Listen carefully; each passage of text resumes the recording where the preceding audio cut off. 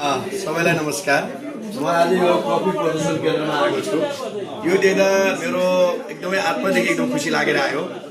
हाम्रो बाजेहरू बर्मामा गयो र बर्मा गाई पालेर चाहिँ दुध चाहिँ बेच्न चाहिँ गोरा कहाँ जाने र गोराको गार्डनमा काम गर्ने बेलामा प्रशस्त कफी परेको देखिसकेपछि एक माना कफी हाम्रो एकजना गिरी हुनुहुन्थ्यो, गिरी बुवाले र हाम्रो बाजेले दुईजनाले चाहिँ एक माना कफी उहाँहरूले नेपाल लिएर आउनुभयो। आउँदा त्यसपछि गाउँमा कफी चाहिँ अलिअलि लगाउनु भयो। लगाइसकेपछि गाउँमा कफी उत्पादन देखिसकेपछि तत्कालीन चाहिँ त्यहाँको छिडियो चक्रबन्धु अर्याल जुन सेङ्जाको हुनुहुन्थ्यो, उहाँले त्यो कफी देखिसकेपछि उहाँले चाहिँ राजा वीरेन्द्रलाई गएर त्यहाँको डायरी दिनुभयो र राजा वीरेन्द्र सरकार चाहिँ गाउँमा गएर चाहिँ तपाईँलाई के चाहिन्छ भनेपछि हामीलाई पानी चाहिन्छ भनेपछि त्यो तिर्सै एकदम वीरेन्द्रले त्यहाँ लगानी गरिसकेपछि आँपचोरमा कफी उत्पादन सुरु भयो।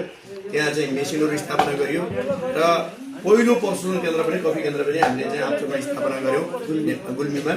र गुल्मीमा हाम्रो घरबाट हाम्रो परिवारबाट सुरु भएको कफी आज देशभरि यसरी देख्न पाउँदा एकदमै मन एकदम प्रफुल्लित भएको छ। आज हाम्रा उद्यमी व्यवसायी हजुर राजकुमार गुरुङज्यू यो आज 13 जना कस्तो राम्रो लाग्यो। हाम्रो गाउँबाट सुरु भएको हाम्रो घरबाट सुरु भएको चिज आज यसरी यहाँ देख्न पाउँदा अत्यन्तै आनन्द आएको छ। तपाईलाई पनि यो हाउसमा यसरी आएर तपाईको जड मान्छेलाई भेट्दा एकदम खुसी लाग्यो।